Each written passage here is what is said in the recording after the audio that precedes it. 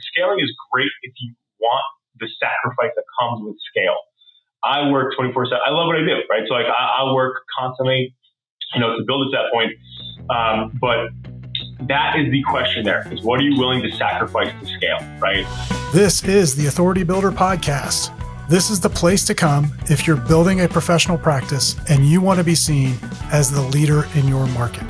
We're going to interview the top experts throughout professional services, and we're going to share insights with you to help you grow your firm and be positioned as the only choice that clients ever want.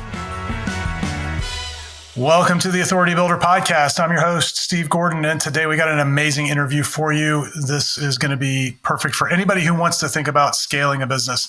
Today, I'm talking with CEO and founder of the global digital marketing agency, Adapting Social, John Vagueiro.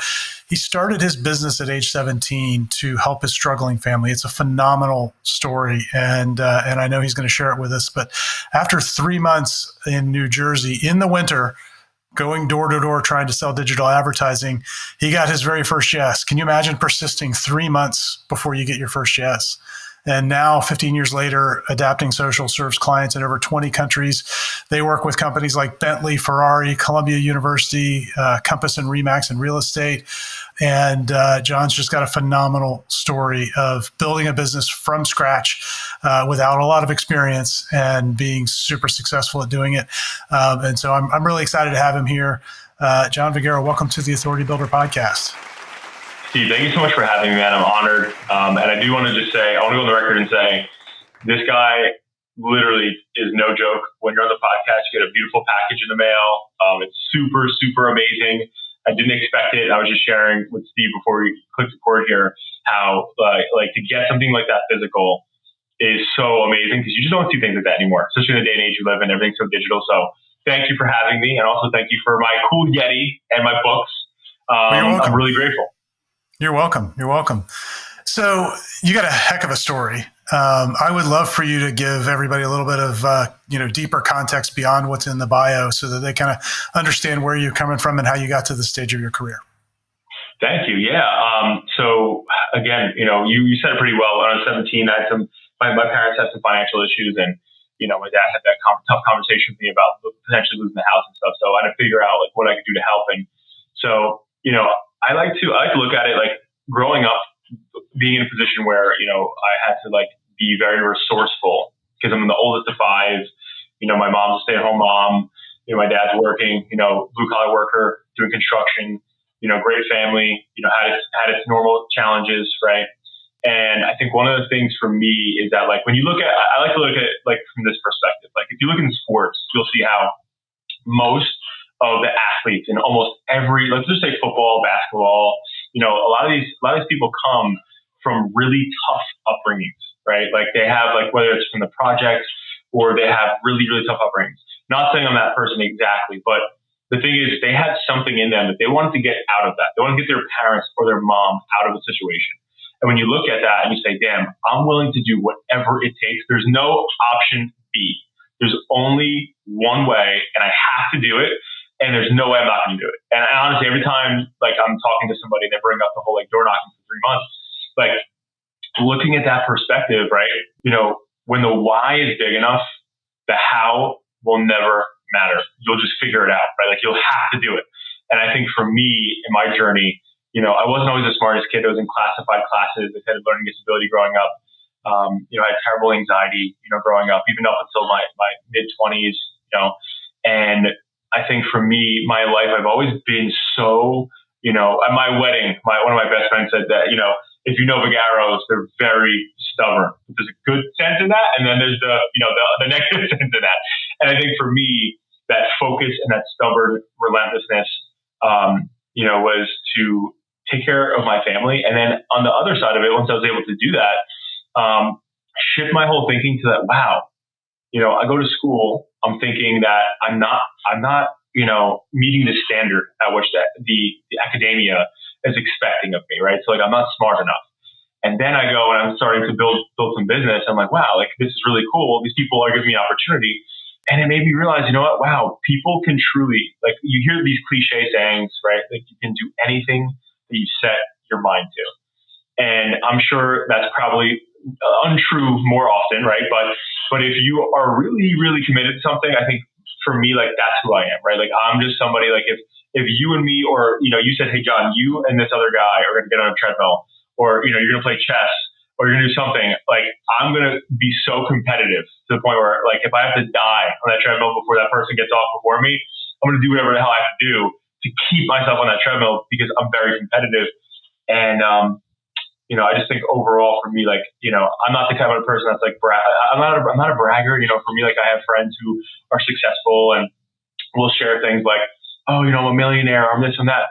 Like with me, I think one of the most proud moments for me is that like, I retired my mom.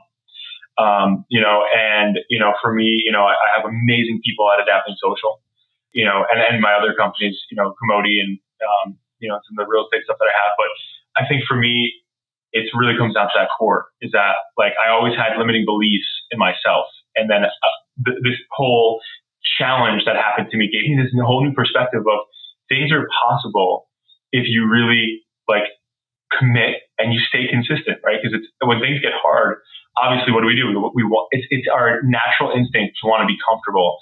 So when things get really challenging, rejection, not having money, like being in bad positions like that, early phase business, it's easy to walk away. But if you stay consistent, show up. And I think that's the biggest thing for me is that like I was able to prove to myself that, the naysayers or the things that I even thought were I could essentially go and overcome those things. But business and my hardships growing up helped me do that. So I would say that's a high level. That's awesome. So, I mean, you've done something that virtually every service business owner wants to do, right? That you start off and it's often you start and it's just you and you have a skill set, then you got to go sell that. And you've built this now into an enormous enterprise. Yeah. And you mentioned limiting beliefs at the beginning. What were some of the limiting beliefs that in those early days made it a real challenge to get going? And how did you overcome them? Well, I'm going to give a shout out to the late and great Steve Jobs. I was a big Steve Jobs fan growing up, and he said something in his book where he said, when he dropped in on this one calligraphy class at Stanford, there was always this publication that came out for art and calligraphy and things like that.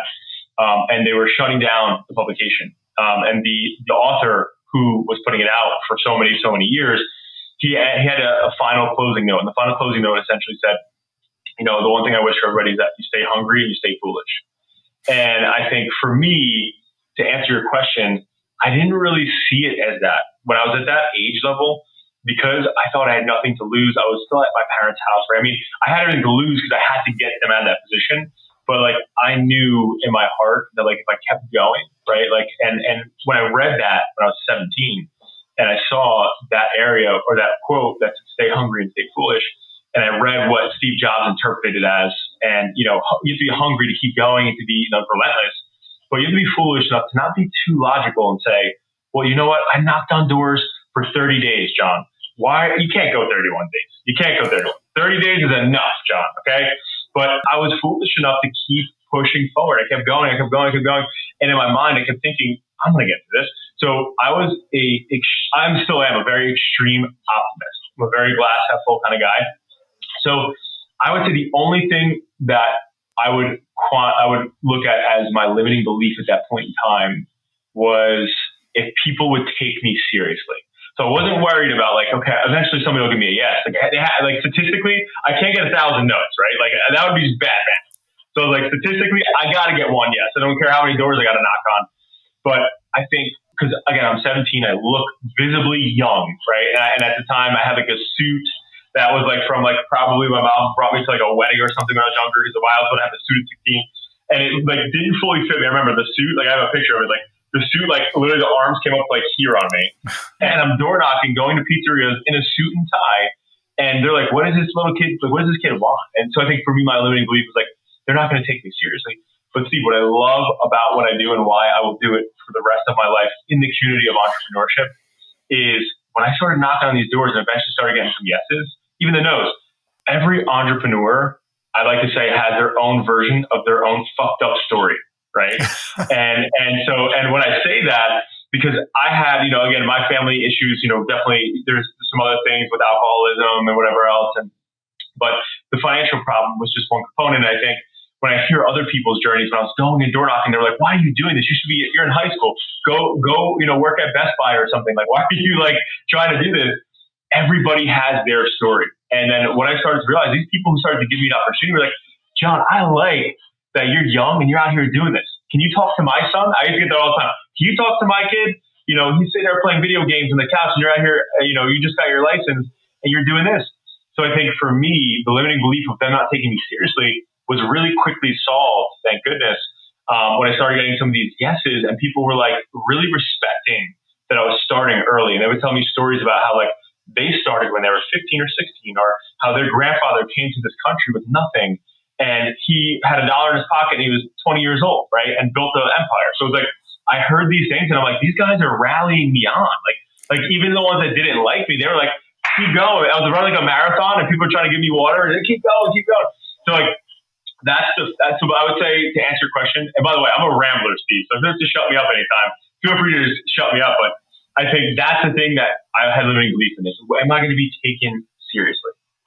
Yeah, I mean, that makes total sense. You're going into a situation where you've got people who are in positions of authority who've had some success. They're, both in age and in business, they're far ahead. Right. I think that even people who are older in starting a business have a lot of that fear when they don't have a lot of experience. Like they're going to go in and they're going to find out I haven't worked with that many clients, or they're not going to take me that seriously. Right. So I think that's totally valid. So this whole idea of knocking on doors is fascinating. So I don't know how old you are, but just looking at you, you're not that old. You're probably not as old as I am. So I'm gonna be 32 in September. Okay, so the time period of this is all about 15 years ago? Yeah. Okay, so I mean, this is 2008, 2009. I'm guessing 2008 financial turmoil with the real estate market and everything going, belly up and blah blah blah.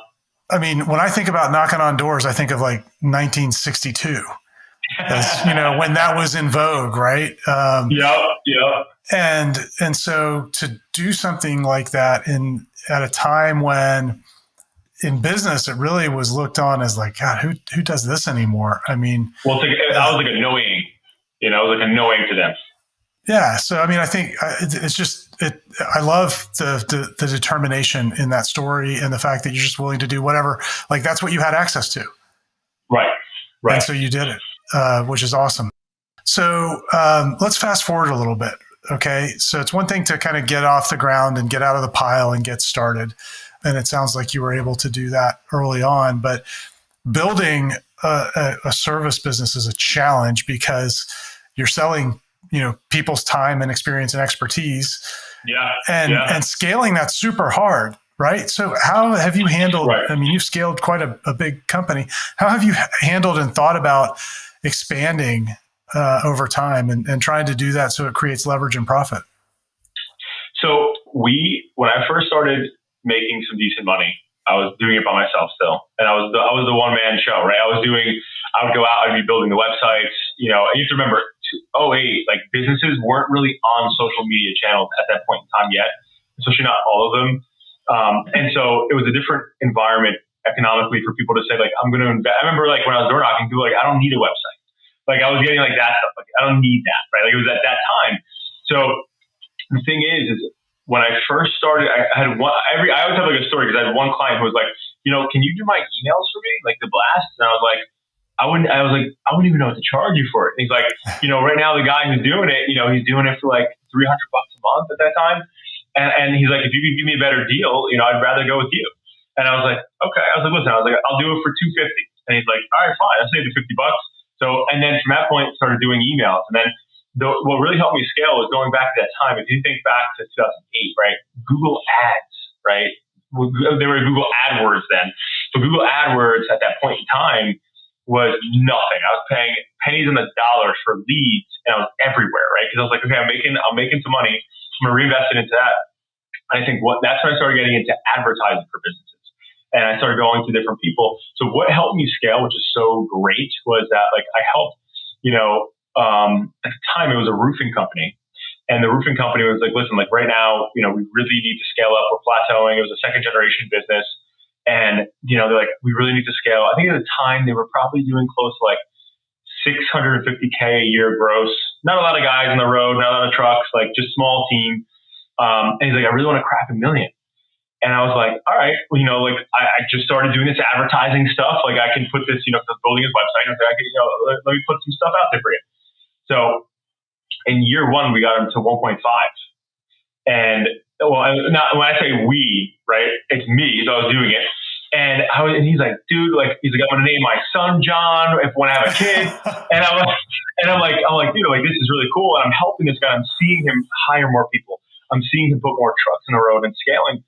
And then we sat down and he's like, listen, I really would love to. You think we can get this thing to 5? And I'm like, listen, let's see what we can do, because I don't want to promise anything. I didn't know. I was too young in it. So boom, I think it took us about 2.5 years to get him there, right? But we were scaling it, and I think that's what helped me, Steve, because he told everybody that he knew that owned the business, you got to talk to John. You got to talk to John. You got to talk to John. And then it got to a point where I was helping these people scale their businesses, and from a search engine optimization perspective, from a marketing perspective. And then I was like, I need more people here, because I'm doing all this stuff. I'm selling. I'm on the road selling. I'm doing the work at nighttime, and it's like a lot. So I was like, I gotta bring some people in here. So I started doing, some research and stuff. And the scaling came from that, which I love, is that it came from not me saying, well, I'm gonna make more money. It came from me like chasing what I was passionate about, which is helping these entrepreneurs and building their revenue, building their brand credibilities. And the next thing you know, boom, this guy tells 10 people, and they call me like, we're going to work with you. And the scale just kind of took place very naturally like that. And luckily, because at that time we were really heavily focusing on Google AdWords at the time. We were like, we had a lot of companies that we were building in America. I'm like, hey, I was young. I'm like, why don't we try to do this in Australia? Why don't we try to do this in Canada? And so we just started to expand and get in front of people. And, we have the scale came into play. And don't be wrong, I learned very quickly that businesses can die from scaling too fast. And so I had to learn it the hard way. But the natural progression of the scale and of the team growing and of the company growing was just based on demand. Like we have people, and this is the one thing to this day, we have a client that we do like project-based work for. And they're a pretty big company. They're a Fortune 500 company. And they come to us pretty often, like I'd say once a quarter for some stuff. And we will not work with people if we don't feel like confident in succeeding for them. So we turn things down all the time. Somebody comes like, hey, I want to, take this to Mars, and I can't bring you to Mars. I'm not going to take your money at all. It's just not the right thing to do. And, so this one particular client came to us, and we had a lot on our plate at the moment. And I told him, listen, if you want to go in a different direction, I understand. But right now, we're at capacity. I don't want your campaign to be affected. And they waited for us to get unbusy and came back to us because they didn't want to go with anybody else. And it just said a lot. And I think that's been a big progression of our scale, is that we're high integrity, we're very results driven, and we're here to do those two things: build brand and revenue. That's what we're obsessed with. We want people to know your name, know what you're talking about. Then secondly, green got to go in that bank account, or else it don't make no sense. But that's been the natural progression. And I think the one thing I'll say for anybody listening in here that is earlier phase, or maybe, again, an early phase, when I say in scaling, right? You could own a business for 10, 15 years and just be you and 2, 3 people, and you're like, I want something different. But one of the things that I learned the hard way about scaling is I always wanted this big team, right? Once I started to think about it, I'm like, I want to have all these team members, and I don't use the words employees. I say teams that work evenly with my team. And as we're building this company, as we're building more team, you start to realize like, wow, the complexity of having so many personalities and dealing with all these different people, and then just potential dramas, this and that, and it hit me, and it was a big lesson for me, because I always was like, I'm very motivational, I'm very personal development driven. And as I started to scale the team, not everybody wants to get the rah-rah motivation, right? Not everybody cares about the things that you care about in your culture. And, I lost a lot of people that way. We had to let people go because of things like that. And if you're listening to this and you're looking to scale, I think one of the biggest things, and I'll never forget this guy saying this to me, when I was knocking on doors and trying to sell back when I was 17, this guy was a contractor, and he opened his door and he said, listen, he said, when I was your age, He said, I had 15, 20 trucks on the road. I had over 100 employees. I had all this stuff going on. And he goes, you know what? I had the biggest headaches every day and I was making no money. And he said, now he's like, it's me and 5 guys and 5 trucks. And I'm happy. I get to see every job and blah, blah, blah. So the one thing I would just say to anybody listening, right? Scaling is great if you want the sacrifice that comes with scale. I work 24/7. I love what I do, right? So like I work constantly, to build it to that point. But that is the question there is what are you willing to sacrifice to scale, right? And I think a lot of people think about scalability as cool, right? Because entrepreneurship got cool over the past decade and it's like sexy now where, when you're grinding and you're up all night or you're missing parties or birthdays or this or that or Christmas or, you're jumping on phone calls during parties, that's what it takes, right? So I just want to put that out there because, I love scaling personally and I love the sacrifice that comes with it. But not everybody does. And don't just do it because it seems sexy or seems cool, right? Think about your lifestyle. Like, would you want to go on vacation and be unplugged, or do you want to go on vacation and you're going to get phone calls, you're going to have things that are going on, or you're going to be at your son or daughter's birthday and there's a fire, you got to deal with it, right? So that would be the thing I would just throw out there that I learned the hard way, and it really shifted a lot for me too, just in terms of my scalability and what I'm looking forward to. So just wanted to throw it out there for your listeners. Yeah. So, what I'm hearing you say is just be really clear about what you want that scaling to look like. And, build it for that. Right. The best thing I ever heard, Steve, was my business coach was like, what do you want for your life? And I'm like, what do you mean? He's like, what do you want? Like for your family, for you personally? He's like, don't leave anything out, right? Like the cars could be in there, just vacations, whatever you're thinking about. Like what do you want for your life? And most business owners don't think about that. And that's why when they get successful or they're building some success, they're still not fulfilled. And I think that's the tough part is you have to think about what are you looking for in your life and then build a business around it. And luckily I did that later in the career, right? But, now that's the center focus, having my first child and stuff, it's like, I know what I want, but I also know what fulfills me. And I think that's the question. That's an important question to ask anybody listening is what do you personally want? Yeah, I think that's super important. So, as you think about your journey of building this business, what are maybe one or two of the really big obstacles or constraints that you ran into along the way, and how did you deal with them? So I would say two. One would be what I shared, which is like building a culture. I would say this. It would be I'm what I like to call a recovering people pleaser. And what I mean by that, as a recovery, are you too? Oh yeah. I joke around and call it a recovering people pleaser because I'll work on it till I'm blue in the face, but my visceral reaction to conflict or to like tough situations is like to not want to upset somebody. So I built a culture early on in my business of like everybody, I want everyone to like me. Right. And as a good leader, it's not about being liked. It's about results and being respected, right? R&R, results and respect. And you earn respect, right? Now, if I'm sitting there, I'm just this nice guy. What I realized, I was always this nice guy, nice, happy. Even when they were screwing things up or didn't hit goals or hit deadlines, I would still be like, come on, no, you got this, like blah, blah. And I learned early on that in order to build a team that is based on performance and results, it is not about being the happy-go-lucky guy all the time or the happy-go-lucky girl every time. And that would be my biggest ever that I would say that I learned early. The second, I would say expenses are like fingernails. They need to be clipped regularly.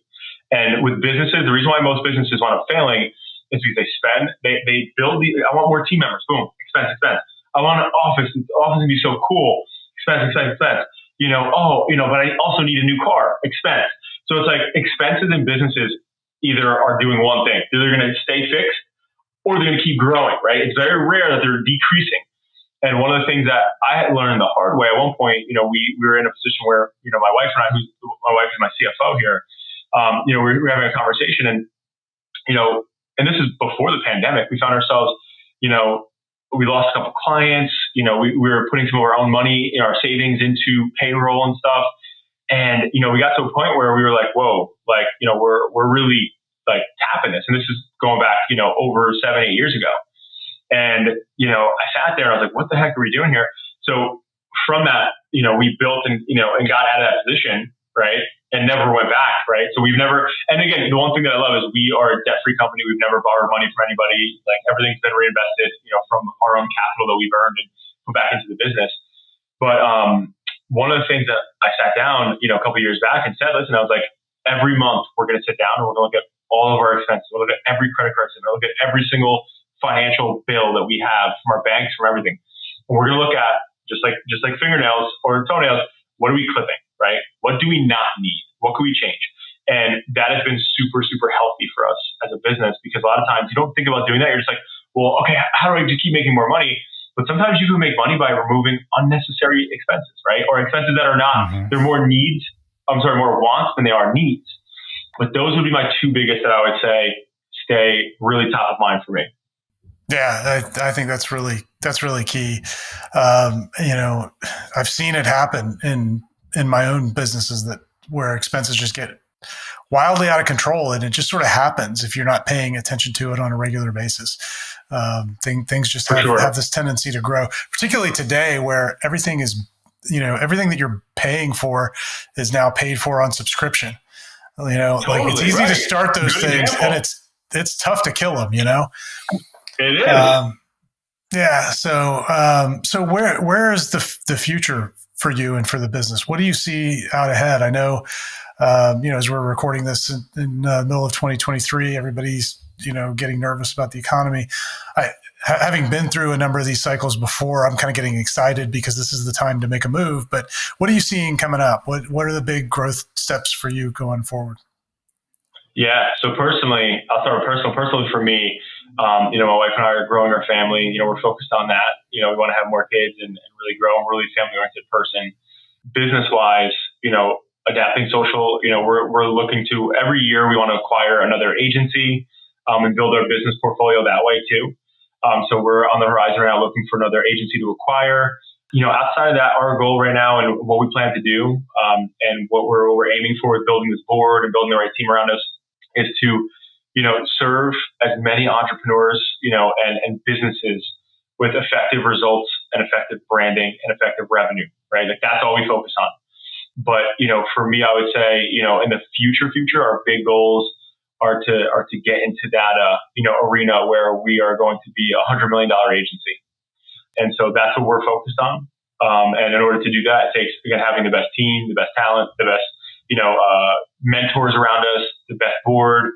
And so that's what we're focused on. We're focused on building that, and helping, one thing that a lot of people say is like, you work with different companies like these Ferraris or whatever, and, which we love doing, right? We love those things, but there is no love, and we'll never ever, we still work with small businesses, like a contractor is 2 guys, we will always stay in that channel and in that area as well. So I'd say the future is us working with bigger enterprises, but as well as us still focusing on helping out, the local businesses that make up most of the jobs in America. That's a big focus for us to make sure that we are driving that and we're helping people build their businesses, grow their families, hire more people, put their kids through college. That's what we do. And I think that's the differentiator at Adapting is we never, a lot of people in the marketing or services world is they think about it like, I serve businesses, which technically we do, but what we really do serve is we serve, and at this point, it's crazy how many thousands and thousands, but we serve kids, family members, communities, because all the people that are powered behind of these businesses, that's what we're helping grow. So our reach is so big into all these communities around the world that we're just so blessed to do what we do. So I would say that would be the future, for AS also. That's awesome. That's awesome. So where can people find out more about you? Where can they connect if they want to learn more about what you're doing? Yeah. So for my company, any tag, any channel like Facebook, Instagram, LinkedIn, YouTube, Twitter, Adapting Social, @Adapting Social. For me personally, John Vagueiro, Vagueiro. And on Instagram, it's VJOHNY, VJohnny. That's where you can find me. Awesome. Yeah, we'll link all of those in the show notes. So if people want to reach out, they'll know how to do it. John Vagueiro, awesome story. Congrats on all the success. And thanks for sharing today. I think you shared some really important insights on growing a business. And I really appreciate you investing some time with me. Yeah, absolutely. The one thing, if I could, you know me, at this point, you know me, I'm a rambler. But the one thing I just want to end with from my behalf is, if there's anything you take away from me, guys, it's our limiting beliefs are going to be always telling us the reason why we can't do something. Or there's going to be people around us too that are going to tell us like, hey, maybe you shouldn't do that, because it comes off like they're trying to protect you. But the one thing I want everyone to understand though is that a lot of times people put their own limiting beliefs they have in themselves, and they put that weight on you, and they don't know they're doing it to be negative because they don't want to see you succeed or whatever. But whatever they think they're capable of and not capable of, they're putting on you. So what I always like to say is, if you're looking for somebody to talk to about starting your business or scaling your business, the best saying I've ever heard was, you're never going to go to a gym and get trained by a fat person, right? Because why the hell would you ever do that, right? Like anybody, that's why I use that very literally, right? So for me, if I'm looking for a financial planner or a financial advisor, I need to talk to somebody who's independently wealthy, right? I'm not going to talk to somebody who's doing okay, but just knows things because they're reading books and reading, a script to talk to me. Like you need to surround yourself with people who are either doing what you want to be doing or have already done it, right? And can give you that mentorship. But my whole point is that you'll find yourself, especially on the way to scaling or starting a business, you're going to hear a lot of those types of people around you that you don't want to hear saying, it's tough. Steve, it's harder than you think, man. Are you sure you want to do this? And they're doing it not to hurt you, but don't allow other people's limiting beliefs to impact or have rent-free storage in your head. But I hope everybody out there listening has some success and builds their life that they're looking for, man. And Steve, I'm just so grateful to be on the podcast. You're amazing, and I love your show. And you're a class act. Again, from getting something in the mail, like to just talking to you, you've been such a pleasure and honor to speak with. So thank you for having me. Yeah, you're welcome. John Vagueiro, everybody go connect with John. Look for all of his links to his social and to the agency in the show notes. And again, grateful that you were here today. So thanks again. And folks, tune into our next episode coming up next week. It's going to be another amazing interview. We can't wait to see you then. Thanks for listening to the Authority Builder Podcast. Here are 3 ways you can expand your authority. Number 1, get a copy of the $1 Million Book. In it, I show you how to multiply your authority by writing a best-selling book in less than 90 days guaranteed.